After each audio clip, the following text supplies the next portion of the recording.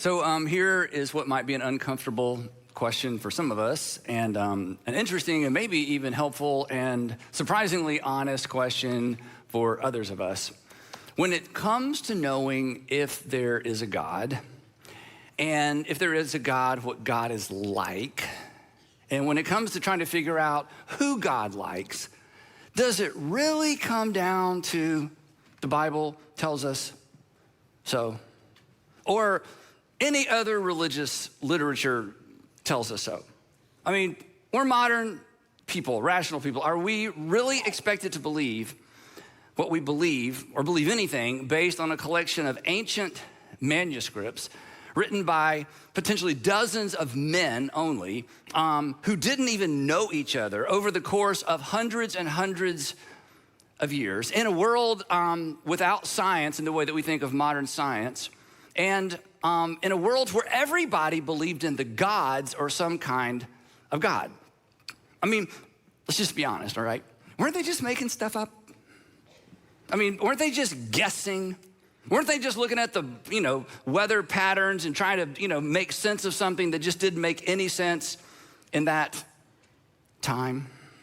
And along with that, and maybe this is kind of intersects with your life, should we really be surprised that modern people, it seems more and more, are kind of dismissing faith in general or deconstructing their faith, the terminology that we use now? We begin to ask really hard questions, or what seem to be hard questions about faith, and realize we don't really have answers. And it's not that we're sure that we're right, that religion is wrong, but because we're not sure that religion is right, we just kind of step back and it's like, I'm not sure about that anymore. I mean, should we be surprised more and more people are doing that? Or to make it personal, should we be surprised that perhaps that's where you are, or are you surprised that that's where you are? That maybe you're in the process of walking away, or you just have so many questions, you're starting to lean away, or maybe you're listening or watching today, and honestly, nobody in your family knows this yet, but you have your hand on the doorknob. I mean, you're about to step away and outside of faith, and you're not sure how your family's gonna respond, your friends are gonna respond, maybe even your employer is gonna respond, but you're just kind of leaning that way. And if, all there is to this is the Bible tells us so, then we shouldn't be surprised. And you should be honest with yourself. I mean, if in fact the Christian faith balances precariously on the edge of ancient declarations of superstitious men, well then, why not? Why not? But as it turns out, and the reason we're talking about this, and maybe this is new, or maybe this is a reminder, or maybe it's just something you've heard before, but you need to hear it again, or maybe it's the thing you've always believed, but you need some more terminology. The truth is, Christians are not expected to believe what we believe based on a collection of ancient manuscripts written by men who never met each other over the course of hundreds of years in a time when everybody was superstitious and everybody believed in the gods and there was no modern science. That the foundation of our faith, and we talk about this a lot here, the foundation of our faith is far more substantial than that. It's far more sustainable than that. It's even, as we're gonna discover, it's even investigable, which is actually a word. I don't like it. I like the word investigatable, but as it turns out, that is not actually a word. And the people who keep me between the lines grammatically said, you can't use your word, you have to use the actual word. So this is it. So the good news is the Christian faith is investigable, which means we are invited to kick the tires. And you're invited to ask those hard questions. And as those of us who are Christians, we don't have to look the other way and shrug and go, I don't know, it's a mystery. As soon as we start talking about faith, we just have to take it by faith, which when you say that, even when you think that there's something on the inside of you that says, you know what, that kind of works for me, but it's not working for my son-in-law, and it's not working for my daughter, and it's not working for the people at work, and it's not working for the people who ask me those hard questions, but it's just what you got, it's what we were raised with, it's basically what we were told. But the Christian faith does not rise and fall based on the accuracy or the inerrancy of 66 ancient documents that we call books of the Bible. It rises and falls on the identity of a single individual, Jesus of Nazareth. So if you're curious about faith and you're moving in the direction of faith, or you're curious about faith and you're returning to faith, or you find that you're kind of losing faith, or you're losing your interest in faith, here's the question that you should wrestle with. And the question to wrestle with is not, is there a God or is the Bible true? In fact, is there a God and is the Bible true? Those are generally off-ramps to faith, not on-ramps to faith. But here's the question. And it's not a question that perhaps you've ever been invited to ask before. And if you are a person, again, who grew up in church like I did, and you've sort of are losing it or you've lost it or you're not even interested anymore. In fact, the only reason you're watching today is because you're staying with friends and they're making you watch this, or they sent this to you to say, hey, you should really watch this. You know, this is gonna help get you back. Here's the question that you've never been invited to ask, and it's not your fault at all. It's the church's fault. The question to ask when it comes to, is Christianity something even worth taking seriously or even worth considering? The question is this: is Matthew, Mark, Luke, or or John a reliable account of actual events? This is the issue. This is the question when it comes to Christianity. Is Matthew, the Gospel of Matthew, Mark, Luke, or John, any one of the four, a reliable account of actual events? Because if any one of these four is an actual account, a reliable account of actual events, then what they say about Jesus of Nazareth is true. And if what they say about Jesus of Nazareth is true, game on, faith on. You should press on. You should lean in. For those of you who are Jesus followers, your faith is not in vain. Now, the reason that this is so confusing for so many of us is the way that the Bible was first introduced to us. And so to help you understand that, I need a timeline, but I can't draw. So anyway, I asked my friend Joel Thomas if he would come and draw one for me.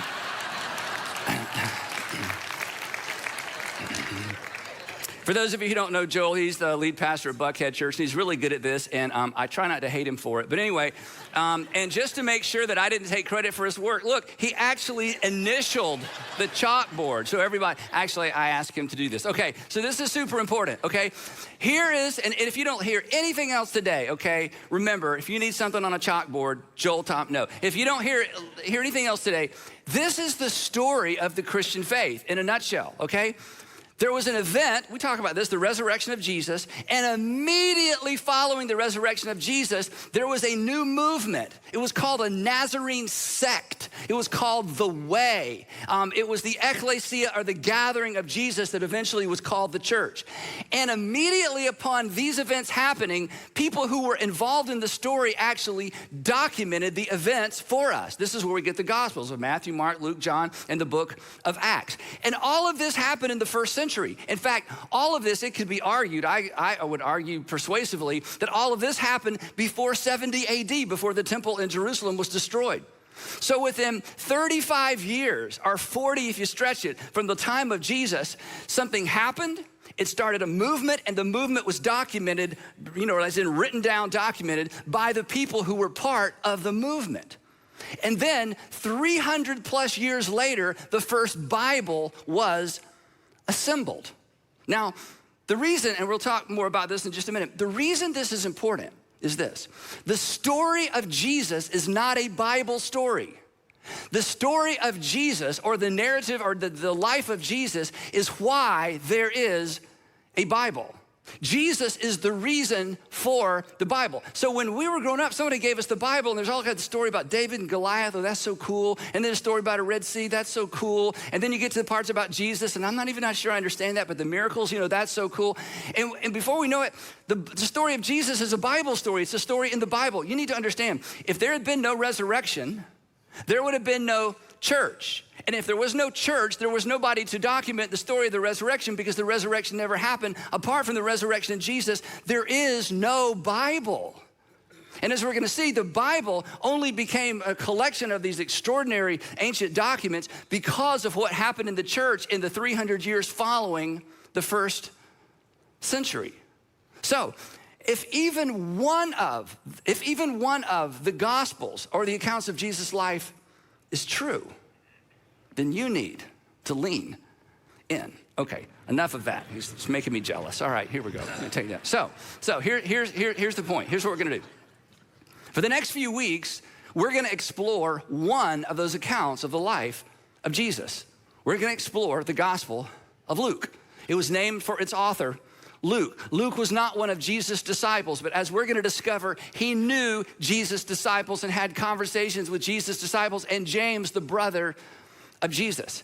And the reason I introduced the whole series and the message the way I did is because when we open the Gospel of Luke, this is kind of how Luke introduces his audience to the life in this account of Jesus. Now, we don't know how many times Luke wrote and rewrote the introduction to his account of the life of Jesus, but some of you are writers, and I'm a writer, and when you're writing something important, that first line is so important, isn't it? And sometimes the first word, you want people to read that first line and be hooked, or that first line and just be hooked.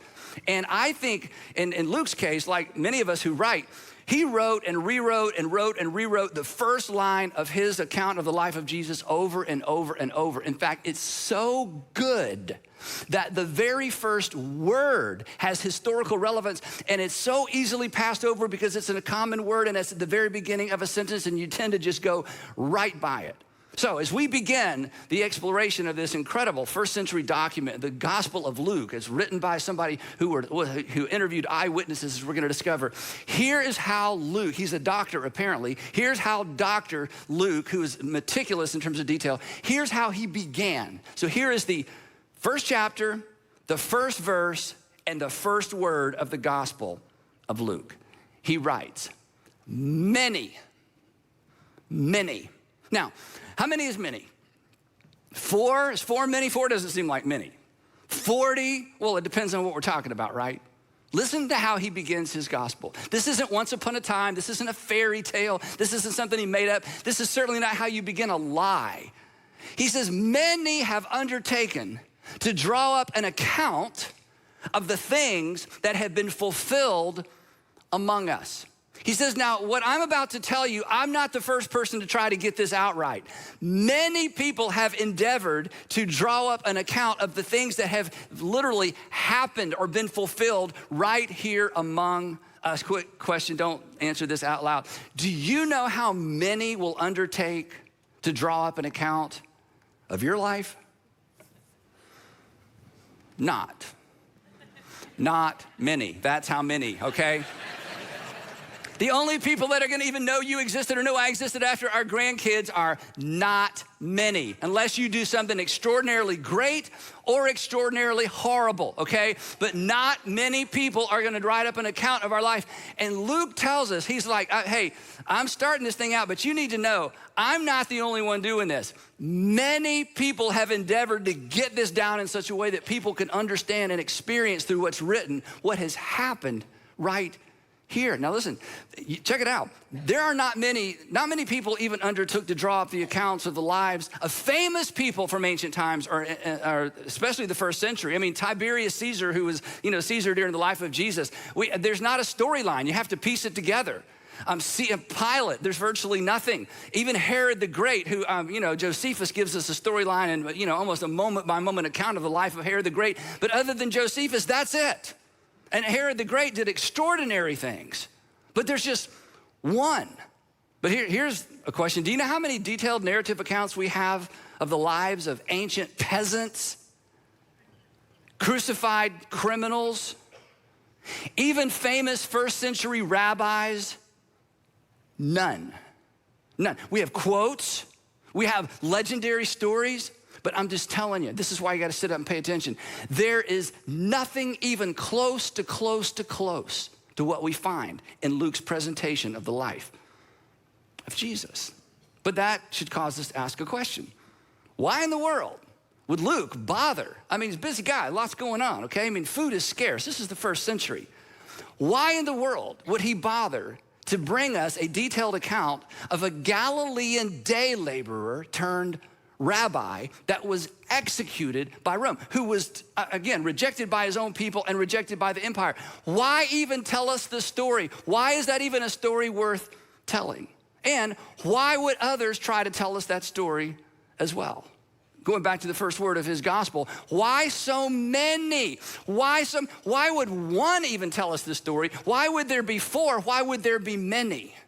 And the answer is simple: because something extraordinary happened. Something that had implications for future generations. But it wasn't just extraordinary. Something good had happened. Something good had happened on behalf of not just the people in Judea and Galilee. Something had happened that was good on behalf of people for the whole world. And somebody had to tell it. He writes, many have undertaken to draw up an account of the things that have been fulfilled among us, not among them. This happened. This is why you got to pay attention. This happened in his lifetime. Ancient history was often written by people who lived long after the events, and they would cobble together the different writings and quotes and try to put together, an account of what happened.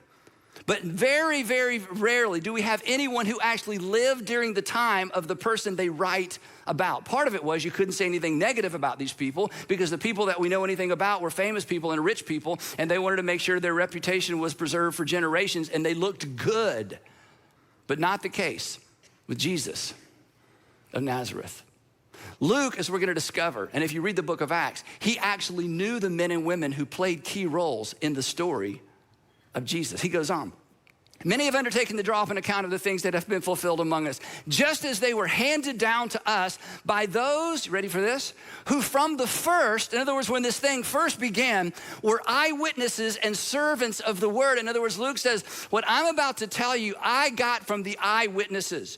I talked to the people who were there, and sure enough, read the book of Acts. He knew Peter, he knew John, he knew James, the brother of Jesus. He said, I have interviewed everybody I can because I wanted to make sure there's at least one account that covers all the bases. Then he says this, with this in mind, since I myself have carefully investigated, parakalutheo, one Greek word, carefully investigated. In other words, it means having carefully followed along or having closely paid attention to the events. I myself have done all the research I can, talked to everybody I can.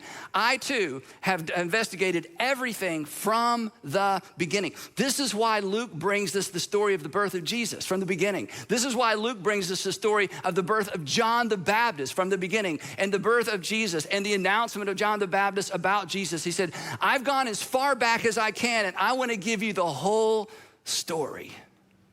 This is not once upon a time. This is not a Bible story.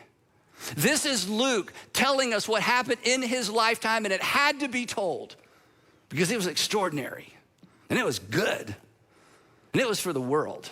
And it was for every generation. It is amazing. We don't even think about it.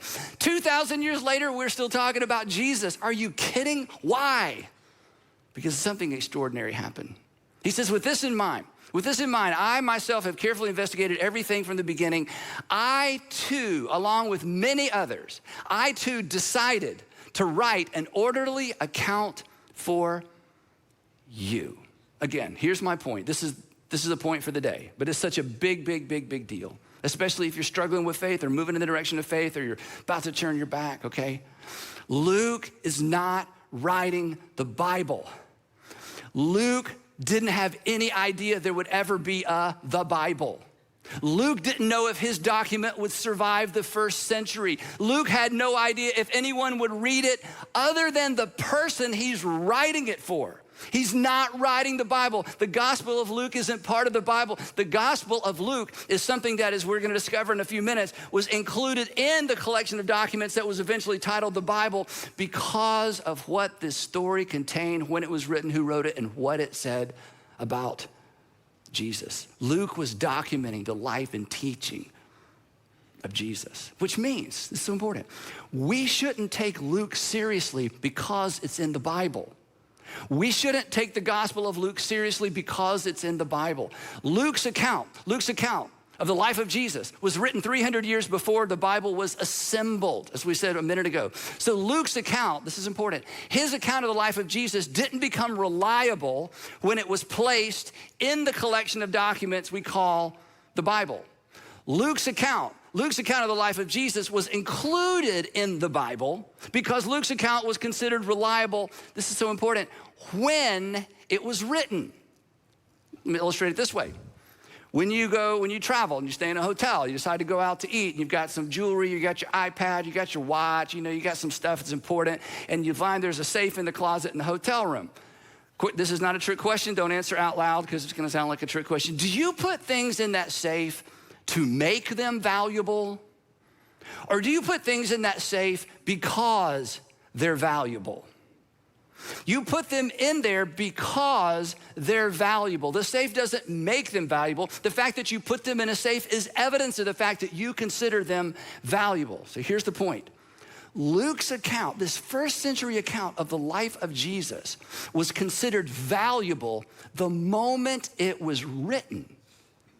And it was eventually placed in the collection of books we call the Bible, not to make it valuable and not to make it true, but because it had been considered valuable and true from the moment it was written, because of when it was written and who wrote it. So, as you struggle, or if you're struggling with faith, or if you ever struggle with faith and you're like, how could God and evil in the world and all those big questions that we should all be bothered by, we should all ask. Again, we don't ever have to look the other way and just pretend and God's just gonna work it all out, but I dare not look over there and see what's going on with them. When you find yourself in all of that, or if you're considering Christianity, maybe for the first time or the first time in a long time, it really comes down to this. Is Luke lying? Is he lying? Okay, he can't be mistaken. This is when people say, oh, he's mistaken. No. That's what you say if you've never read the Gospel of Luke or the book of Acts. You read the Gospel of Luke and the book of Acts, you may come away with all kinds of theories, but he was mistaken. You can be mistaken about an event. You can be mistaken about a conversation.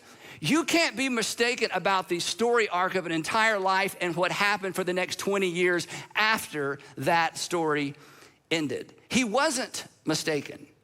It comes down to this. He either carefully investigated everything from the beginning, or he didn't. And if he did, and there's no reason to think that he didn't, if he did, then my friends, you should lean in. I should lean in. We should lean in because something extraordinary happened, and if it happened, it's good. And it's good for you, and it's good for your family, and it's good for the world. And when you read the Gospel of Luke, and if you read the book of Acts, you know what's clear? Luke believes what he's written. Luke is absolutely confident that what he documents actually took place because it's based on his conversations with the people who were there. Back to Luke. He says, with this in mind, I myself have carefully investigated everything from the beginning, and I too decided to write an orderly account for you, most excellent Theophilus. Theophilus was probably a wealthy believer who was like, okay, I believe Jesus is Messiah, and I keep hearing all these stories. Would somebody kind of put it all together for me? And Luke apparently wrote the Gospel of Luke, not for us and not for the world, but apparently so this one gentleman he knew could read the whole thing and say, okay, now I think I've got it.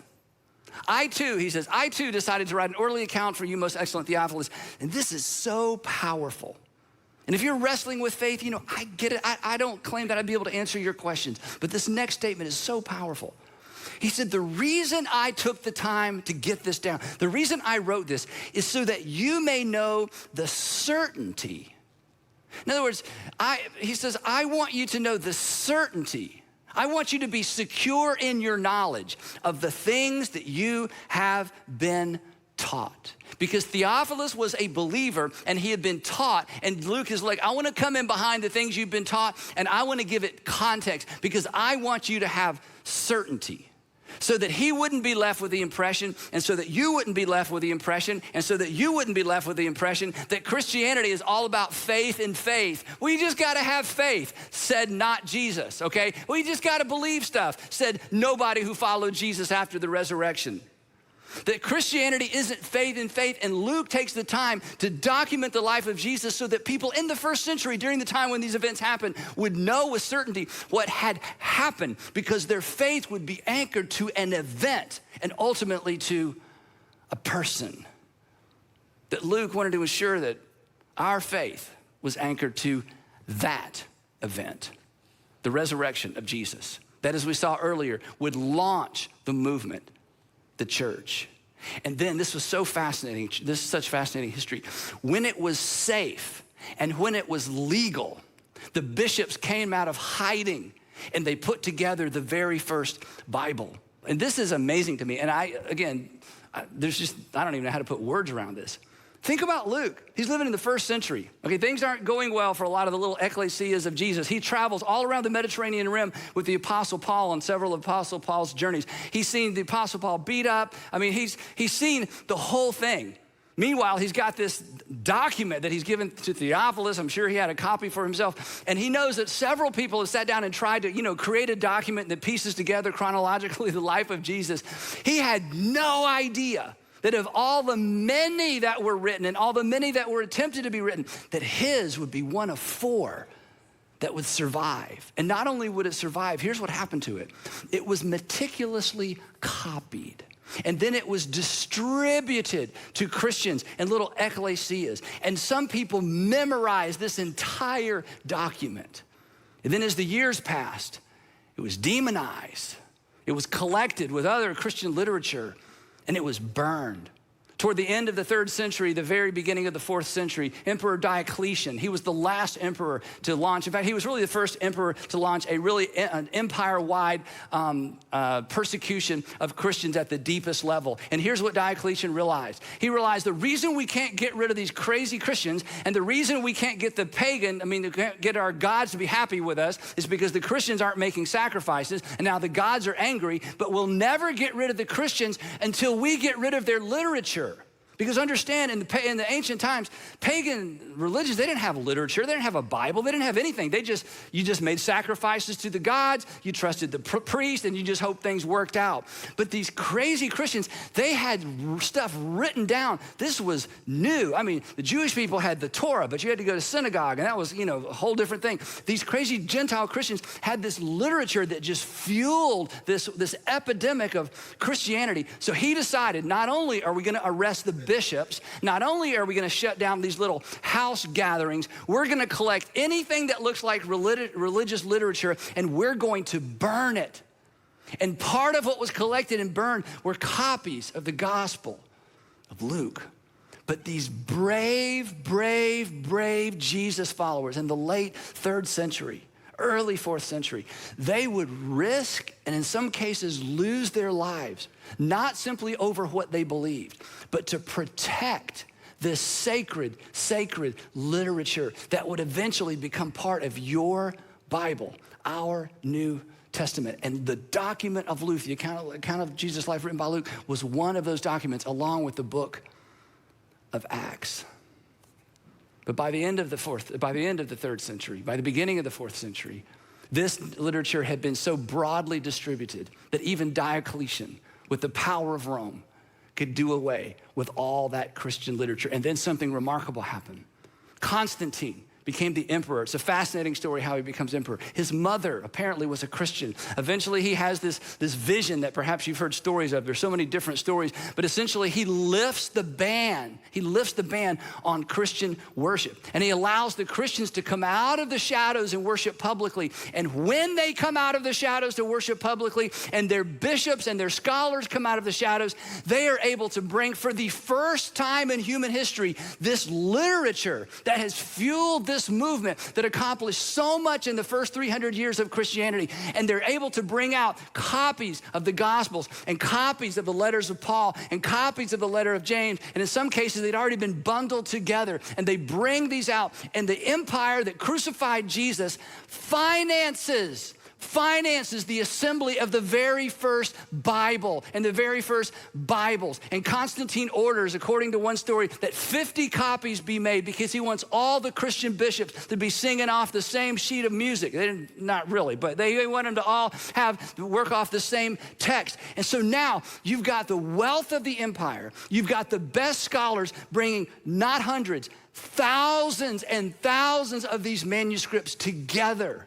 And they compare, and they compare, and they compare, and they compare, and they authorize, and they decided which of these documents are more authentic and where are the differences.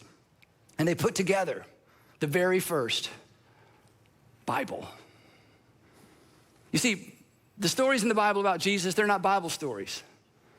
The story of Jesus, it's the story. It's the whole thing. If any one of the Gospels it reflects the reality of Jesus' life and Jesus' teaching, that's enough for us to sit up straight and pay attention, because at the end of all 4 Gospels, Jesus is crucified, by Rome and buried and seen. And he rises from the dead. And suddenly, this day laborer from Galilee, this day laborer turned rabbi, this man who said such extraordinary things, but it's never gonna catch on. We're not gonna love our enemies. Are you kidding? We're not gonna do for those who won't do for us. We're not gonna be generous to people who won't be generous in return. No, we're not gonna do any of that. He rose from the dead and something happened in the world. And it's why we're here. And it's why we need to pay attention. And it's why if you're starting to deconstruct your faith, I'm telling you, all the things that have fascinated you that you've now lost your fascination with, when it comes to faith, it really comes down to the Gospels. It comes down to one gospel. And for the next few weeks, it's gonna come down to the Gospel of Luke. So as we wrap up this first in the series, I wanna leave you with this. If you choose, and it's your choice, if you choose not to follow Jesus because it's inconvenient, I get that, because it is. Following Jesus will require something of you, and following Jesus will require something from you. It's gonna require you to forgive people who don't deserve to be forgiven. It's gonna require you to forgive people, and you're gonna feel like you're giving them a gift after they've already taken something from you. Following Jesus is gonna require you to be less selfish, less full of yourself.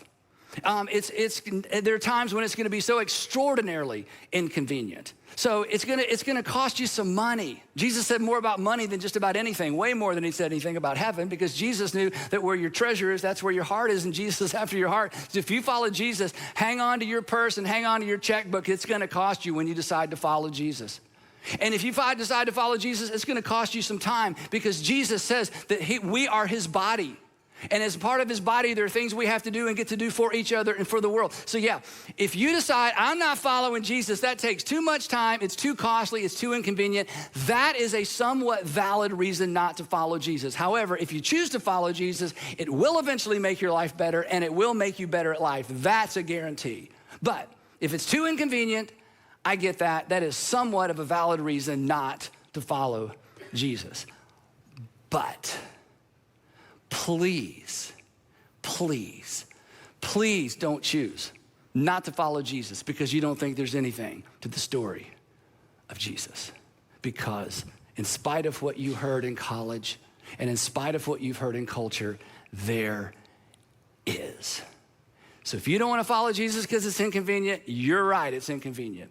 But don't give up on following Jesus because you don't think there's anything to the story of Jesus until you personally, as an adult, investigate the story for yourself.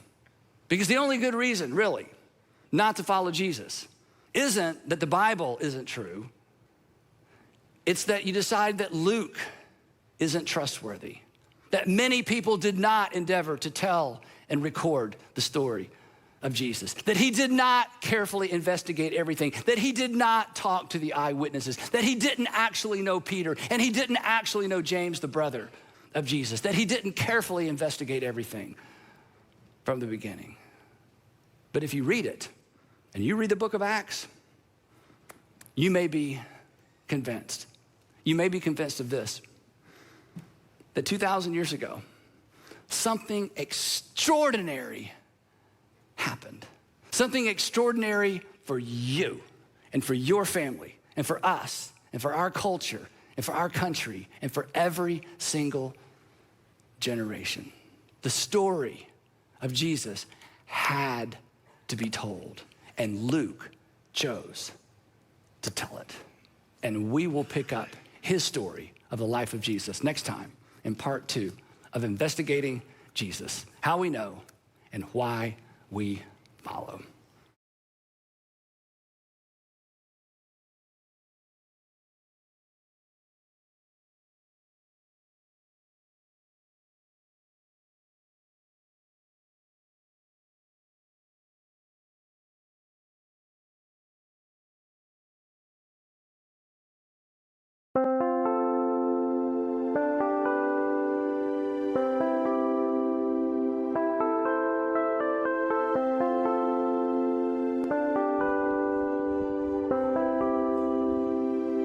Chẳng được quên khi cơn mưa đêm lại về, Em nơi quên lời thề và ta như đông chìm sâu, không gần mới em anh nhận màu.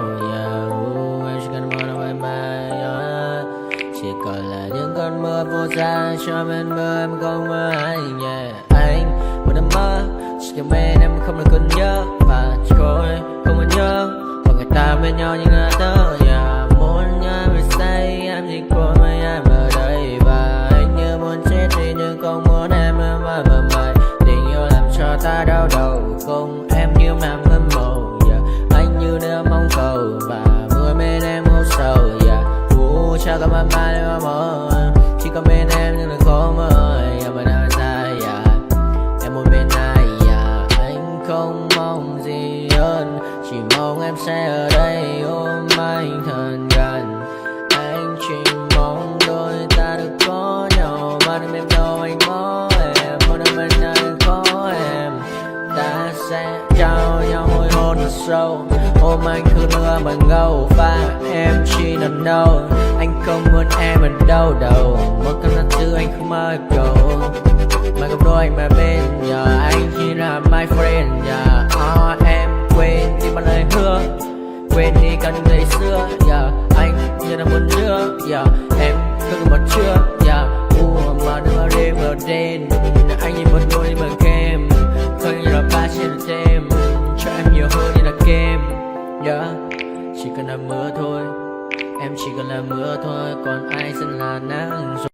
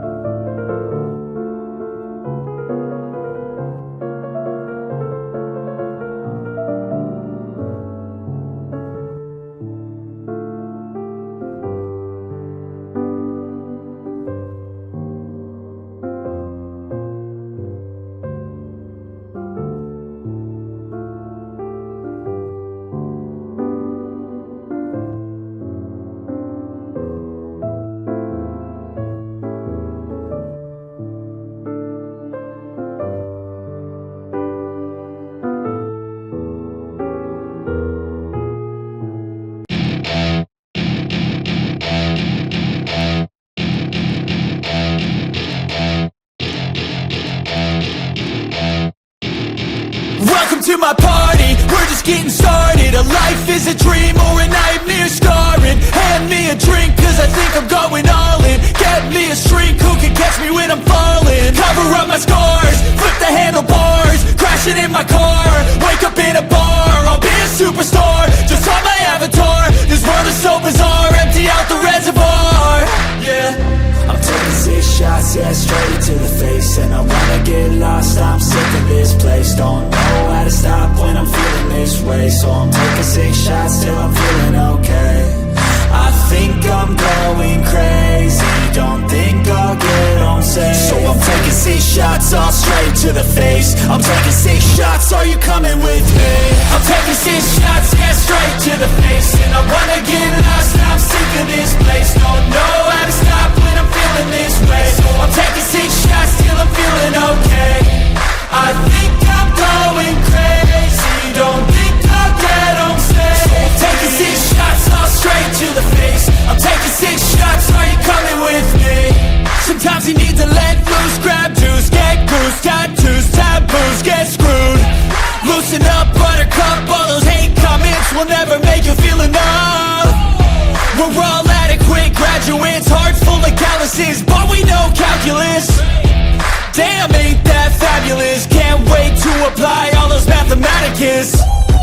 But we can't get a job that pays us enough, I'm about to pop off. Fuck you, you're lost, we all know that we never really want a boss. So I'ma do what I want to, something I can't undo. Yeah, I'ma do what I want to, something I can't undo. I'm taking 6 shots, yeah, straight to the face. And I wanna get lost, I'm sick of this place. Don't know how to stop when I'm feeling this way. So I'm taking 6 shots till I'm feeling okay. I think I'm going crazy, don't think I'll get home safe. So I'm taking 6 shots, all straight to the face. I'm taking 6 shots, are you coming with me? I'm taking 6 shots, yeah, straight to